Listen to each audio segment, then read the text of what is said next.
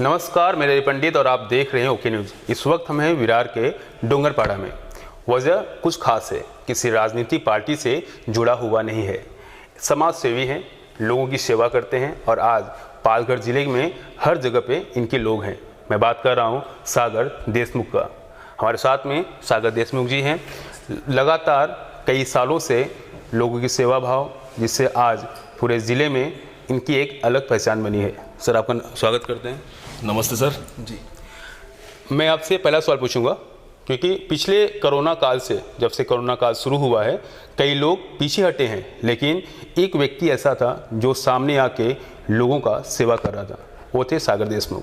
Sir, एक सवाल था आपसे कि ये जो पूरा माहौल था, क्योंकि आप राजनीति से जुड़े हुए नहीं हैं, तो आप इस तरह से सेवा क्यों कर रहे थे? देखिए, मेरे ख्याल से मार्च के 23 मार्च से चालू हो गया, लॉकडाउन शुरू हुआ था। और उस वक्त जो लोगों की हालातें थी, जो समाज में जो गौर गरीब थे, जो मिडिल क्लास लोग थे, उनकी जो हालातें चल रही थी, वो देख के उनकी सेवा करने को मुझे जो सेवा करने का जो मौका मिला, मैं तो वही बोलूँगा कि मेरा सौभाग्य है। या फिर मैं ऐसा कहना चाहूँगा कि स्वराज्य शक्ति का सौभाग्य है कि हमें इन गौर गरीबों की, उन मिडिल क्लास लोगों की सेवाएं करने मिली। आपके घराने से कई सालों से लोग कहते हैं कि एक पुश्तैनी आपको ये मिला है कि यहाँ के लोग जो हैं, उनका भी कहना है कि आपके घर के लोग लगातार सेवा करते हैं, लेकिन आपके घर के लोग जो हैं राजनीतिक में नहीं आते हैं। वजह क्या है? नहीं सर जी, वैसे देखने गए तो हम यहाँ के देशमुख हैं, वतनदार है। हम लोग तो खाली सेवक है, छत्रपति शिवाजी महाराज के सेवक है। और वो पुष्टि है ना, हम लोग को विरासत मिले कि लोगों की सेवा करना, लोगों की सुख दुख में शामिल होना, ये हम लोग का पुष्टि नहीं है, विरासत है। हम लोग को विरासत में मिला है हम लोग को। इसके लिए कुछ नए करने की जरूरत नहीं है, राजनीति में आने की इसके लिए जरूरत नहीं है। समाजकरण में हम लोग समाजकरण करना चाहते हैं और उसमें हम लोग खुश है, बहुत खुश है। सर, कई पार्टियाँ यहाँ पे हैं, पालघर जिले में कई पार्टी हैं जो राजनीति में काफ़ी एक्टिव भी है, स्थानीय पार्टी भी है, नेशनल पार्टी भी है। ये सारे पार्टी के लोग इस कोरोना काल में शांत बैठे थे। कहाँ थे? जनता उनको खोज रही थी। ऐसे वक्त में आप निकल के बाहर आए। कुछ लोगों का कहना है कि अभी आप राजनीति में भी एक्टिव होने वाले हैं, कुछ ऐसा है? नहीं सर, ऐसा कुछ सोचा नहीं अभी तक।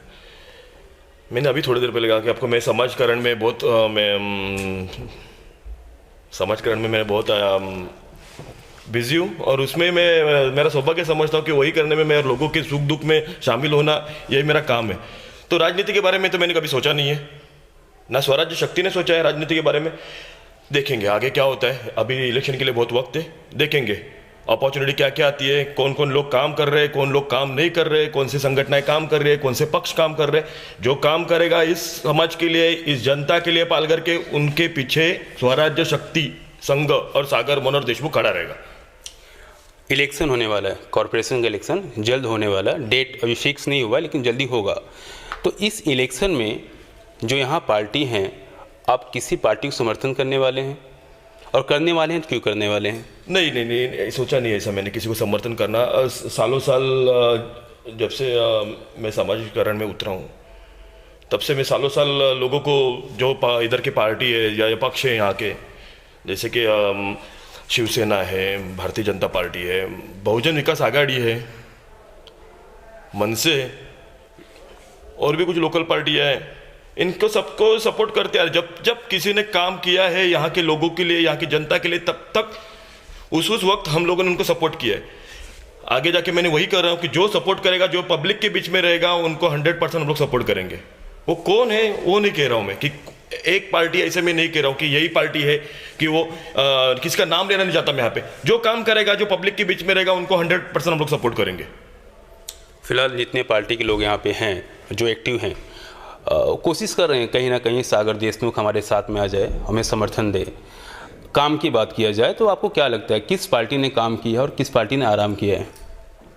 देखिए सर, मैं बोला कि मैं राजनीति पे मैं भरोसा भी नहीं कर रहा हूँ। देखने गया तो देखो, मैं समाज नित्यकारण में हूँ, तो मैं देखता नहीं हूँ कि कौन क्या कर रहा है। लेकिन मैं इतना चाहता हूँ कि देखिए, ये जनता है, वो राजा है यहाँ का, और ये जनता चुन के देती है, इसलिए ये सीट मिलती है इन्हें। आमदार, खासदार, मिनिस्ट्री, जो कुछ रहे, ये जो है वो जनता के वजह से। तो जनता राजा है मानते हैं आप लोग, तो पहले जनता का काम कीजिए, जनता के बीच में जाके एक काम कीजिए, ग्राउंड लेवल में काम करेंगे आप तो 100%। मैं तो उनको सलामी करूंगा, मैं तो उनको नमस्कार ही करूंगा, उनको बोलूंगा कि बस बाबा हम लोग आपके पीछे ही है, वो कोई भी रहे भले, उनसे हमें कुछ लेना देना नहीं है, वो कोई भी रहने दो। अच्छा, बहुजन विकास आघाड़ी का जो काम है पिछले 30 सालों से जो लगातार यहाँ पे कर रहे हैं, विकास किए हैं, कुछ लोग कहते हैं विकास नहीं भी किए हैं, सबका अलग अलग मतभेद है।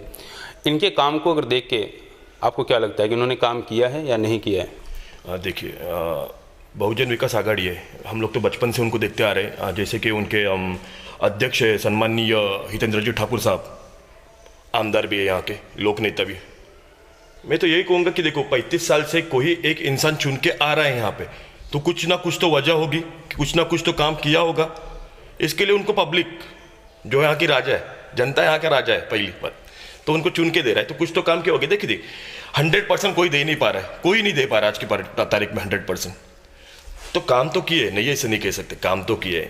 जैसे कि यहाँ पे पानी योजना है, रास्ते है, बिजली है।